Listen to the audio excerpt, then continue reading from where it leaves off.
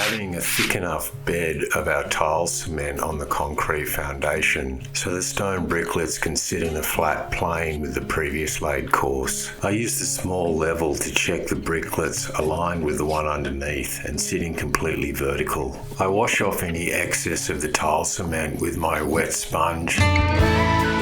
You come and go like a monsoon rain.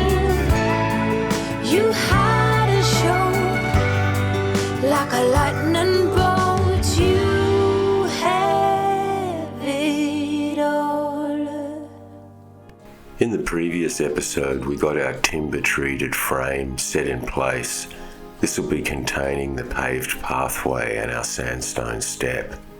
This enabled me to construct the reinforced concrete foundation for our step that would support the concrete core, constructed out of hollow block and then filled with concrete.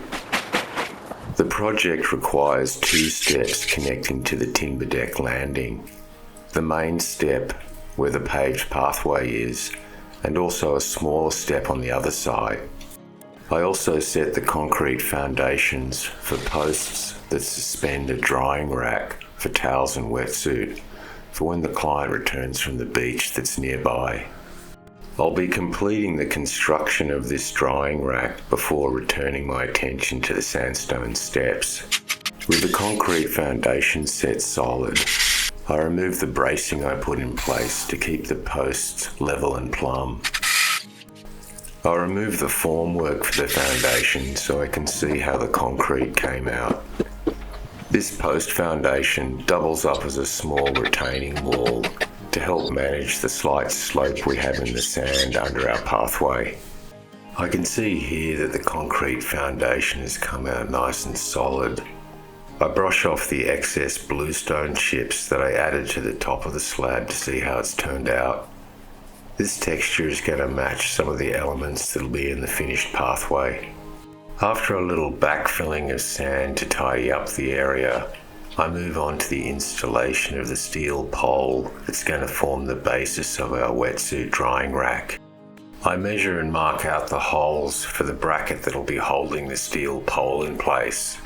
I'm using hexagonal roofing screws as they're designed to securely hold sheet metal into timber. Even if you never flown before, you can take a chance and try once more. Don't let your worries weigh you down, down. You can still take flight, although you're earthbound.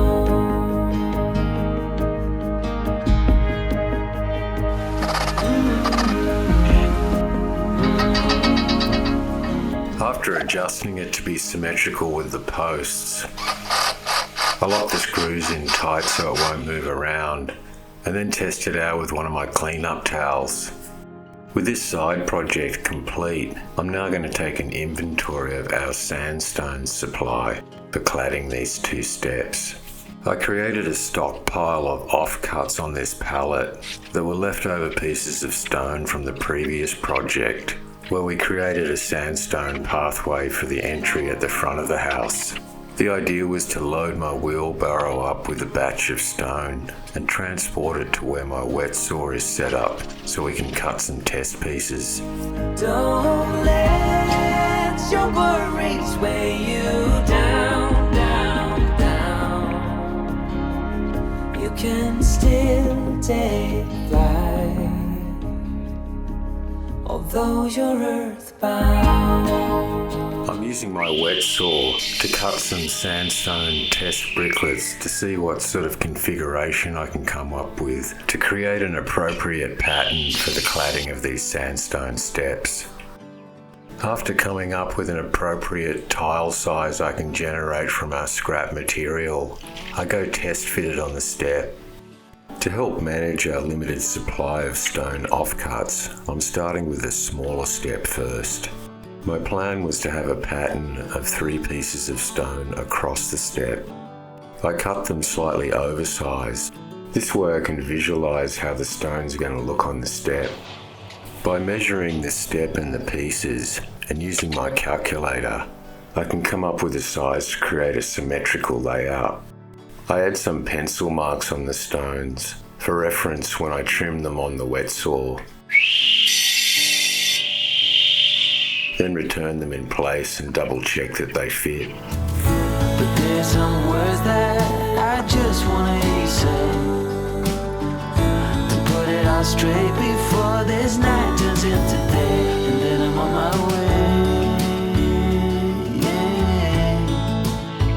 Yes, I'm on my way. I'm now ready to attach the stone to the concrete step. I'll be using a tile adhesive and adding some pigment in it so it helps match the colour of the sandstone. The tile cement product I'm using on this project is called ceramicrete. Whenever I'm adding pigment to a mortar mix, I start with an extra wet mix. This is to allow the colour of the pigment to blend evenly throughout the mixture. After I'm satisfied the way the colour's turning out, I add more of the dry ceramicrete mixture to stiffen up the mix so it's more appropriate for sticking the tiles under the concrete. I finish the process off by using my trowel and mixing it by hand so I can feel the consistency of the material. Wetting down the concrete and the sandstone is a critical part of the process. It helps the tile adhesive stick to the concrete and the stone. It also slows down the drying process, so giving us more time to work and adjust our tiles later. I'm using a paint scraper to apply the tile adhesive to the concrete foundation. I'm pushing it firmly into the texture of the concrete so we get a really good adhesion with our stone. Once I've built up a layer of about 5 mil of material, I scrape off the excess with my tile rake. This creates ridges of the tile cement that'll be part of the process of the stone sticking down later. Part of the system of creating a really good adhesion between the stone and the concrete is to have both materials buttered with the tile cement. The sandstone product we're using has special ridges engineered in the back of it. I'm pushing the tile cement into these grooves with my paint scraper and creating a layer about 5 mil thick. I want to apply slightly more tile cement than we need, so when I push it in place, some of it oozes out the sides. I clean up the edges with my spatula and then repeat the process with the next bricklet. A bit naive and so eager to please. You know I played for love, but it got me on my knees. Now's the time to reap what I've sown. Your words echoing in every single bone. Underwater, so far out at sea, there's no cure for what you're telling me, and soon I'm on my way. Yes, I'm on my way. It's really important to clean as much of the excess tile cement off whilst it's still soft. This completes the first course on the small step. I'll allow these bricks to set solid before we add any more stone on top. Before moving on to the construction of the next step, I'm going to take a break and check out the koalas that have been quite active in the front of the garden today. Breaking feedback, unless I'm gonna stay right here. Stay until it disappears. I find it important to take a break and quieten my mind in the middle of the day. This property I'm working on has 2 acres of beautiful gardens with lots of wildlife and plants to meditate on in my daily break. Be still, won't waste another tear. Wait till it disappears. Can I go to sleep? step with sandstone. I'm using the same process I did earlier for the small step, but this time I'm cutting larger tile bricklets out of the sandstone offcuts. I'll need 4 pieces of sandstone to cover the larger step. These will be cut oversized like we did earlier. I'll test them in place and then we'll trim them to size later.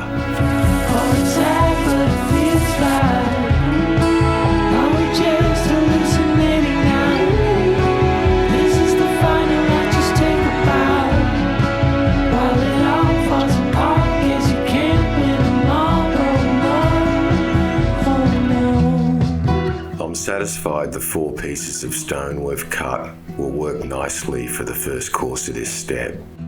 I do some calculations to work out what length these bricklets are going to have to be. I'm also taking into consideration which part of the stone to keep and which end to cut off, as this stone cladding is purely for aesthetics. After cutting the first bricklet to size, I return it in place and set the next bricklet next to it so I can scribe the mark. This is the most accurate way for me to end up with a really tight coverage of these bricks. I work my way along the step, custom cutting each bricklet in place until all 4 bricklets fit nice and tight along the whole step. If you have love, you wanna give me some, and I will wait for someone else to come. Oh, it's sad, but it feels right. Are we just hallucinating now? This is the final, I just take a bow. While it all falls apart, guess you can't win them all. Oh no. With all our sandstone pieces cut to size, I'm ready to stick them on the concrete. But first I have to say hello to my little friend Gus, who comes and checks in on me periodically throughout the day. After preparing a batch of ceramicrete with sandstone pigment, I wet the whole area down and move all the sandstone pieces to the top of the step so I can keep track of their placement. I add a 5mm layer of the ceramicrete across the entire concrete foundation and then scrape the excess off with my tile rake. This is the standard process for me cladding stone to concrete. I use my sponge to dampen down the sandstone. Often in dry conditions you have to keep re-wetting the materials through the process as they dry out. It's important to check the sandstone bricklet is sitting level on the step. I gently use the hammer to adjust it into plumb and then move on to the next bricklet. Here you can see the temporary piece of timber I added as a straight edge that all the tile bricklets are sitting on top of as we lay them. This is going to ensure a completely flat and plumb alignment of the bricks. If there are any voids on the edges of the brick, I fill them with my spatula so we have a really solid contact onto the concrete. Can I go to sleep, buried in my chest?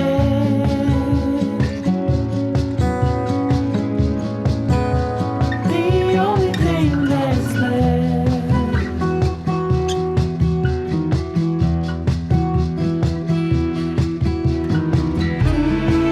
If you have love, you wanna give me some, and I will wait for someone else to come. Oh, it's sad, but it feels right. Are we just hallucinating now? This is the final, I just take a bow. While it all falls apart, guess you can't win them all. Oh no. I allow the mortar to set up solid before continuing the next row of stone. In the meantime, I'm going to return my attention to the smaller step.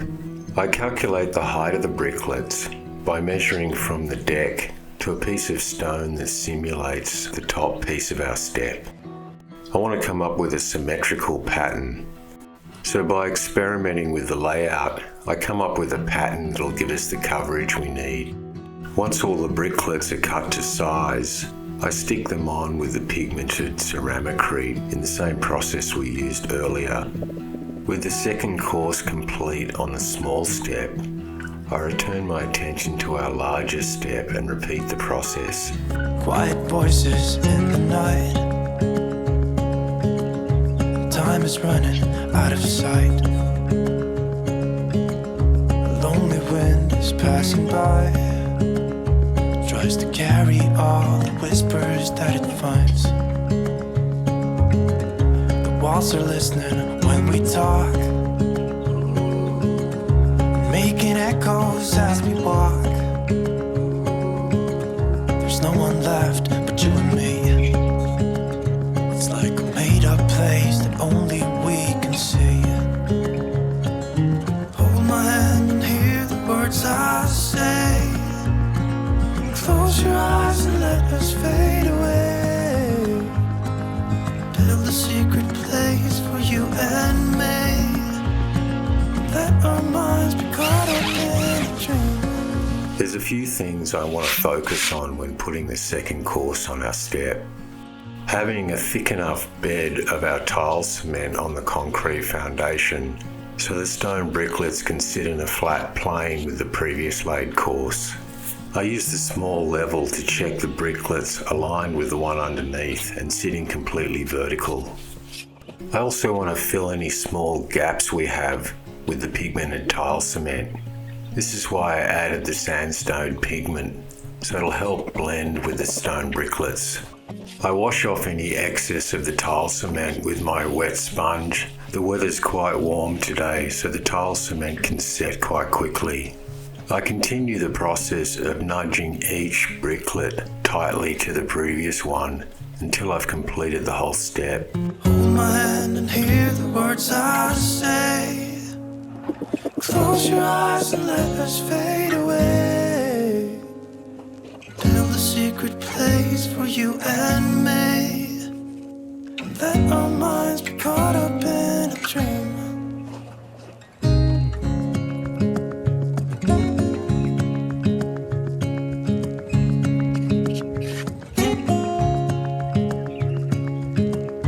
Quiet voices in the night. Time is running out of sight. A lonely wind is passing by. Tries to carry all the whispers that it finds. The walls are listening when we talk, making echoes as we walk. There's no one left but you and me. It's like a made-up place that only we can see. With the side of our steps complete, the next part of the process is to clad the tops. There wasn't enough scrap stone material for the top of the steps, so I've purchased a few new pieces, which I'm laying out on the pallet next to the wet saw, so we can come up with a pattern that's going to look good and give us the right coverage. I start this process by remeasuring both steps.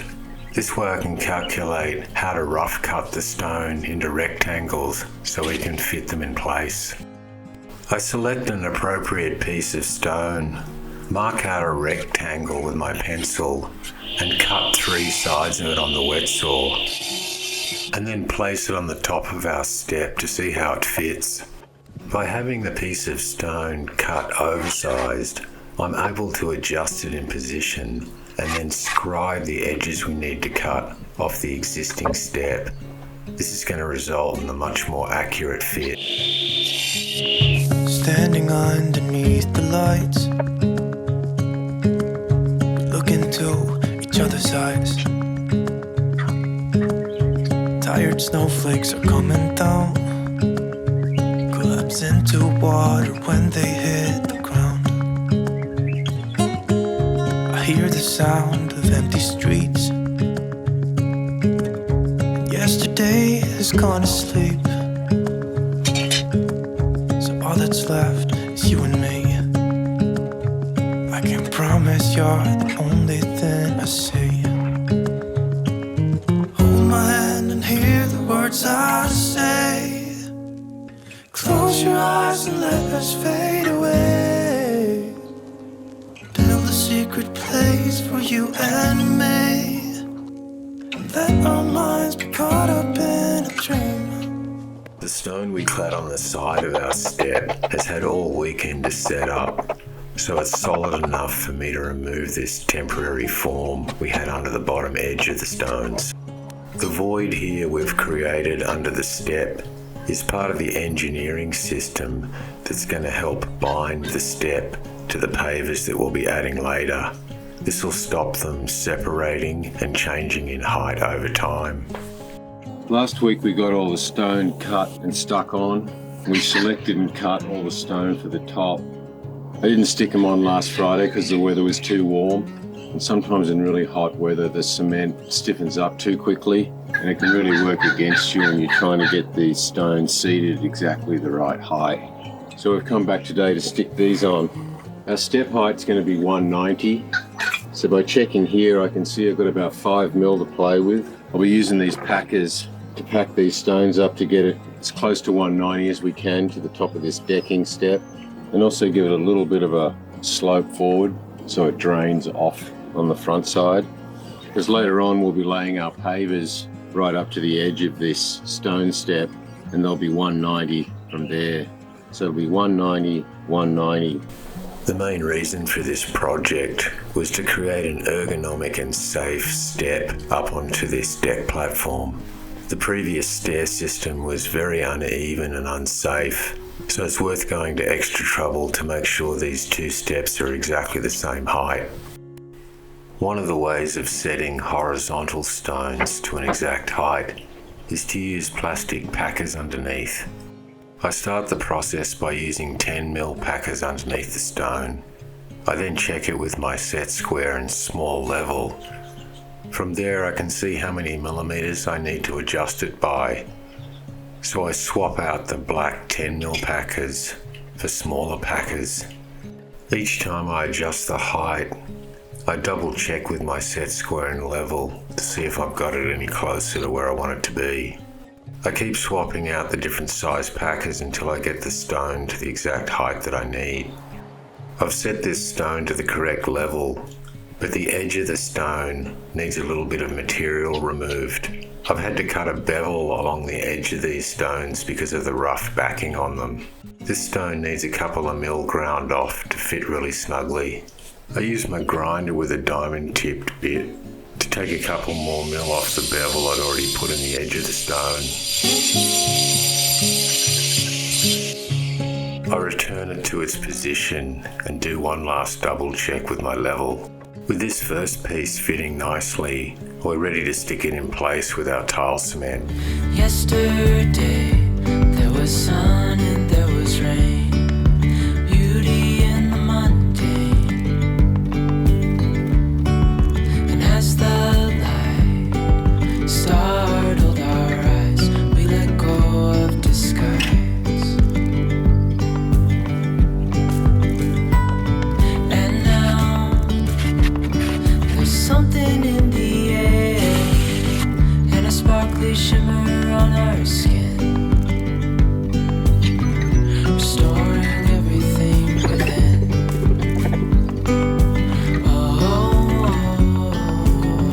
After double checking that our stone is sitting at the correct height, I start adding the tile cement. I want to lock in the packers in their original positions. I stick them down with the tile cement to secure them, so I won't bump them out of alignment when we put the stone on top of the step. I keep adding more tile cement until I have it slightly higher than the packers. I apply an extra thick layer of tile cement on the back of the stone and then rake the excess off with the tile rake. When I set the stone in place, I know if I've got enough tile cement underneath because some of it'll ooze out the sides. I use my paint scraper and wet sponge to clean off any excess and then move on to setting the next stone. Undercover agents of the other, beyond gravel, beyond all.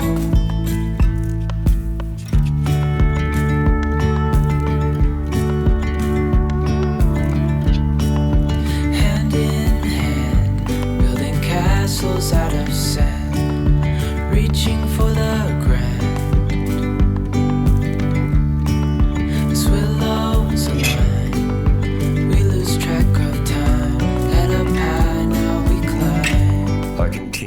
check that I'm putting a very slight slope on these stones for rain drainage. By checking the bubble in my small level, I can see I've set a very slight angle that'll appear flat but create enough of a slope for water to run off. Undercover agents of the other, beyond gravel, beyond all. A bigger scale the world inhales as we go. I wouldn't want it any other way, no. This completes the process of our sandstone-clad concrete step. I then repeated the process on the smaller step on the other side of our deck. Join me on the next episode as we construct the recycled concrete block that leads up to our sandstone step.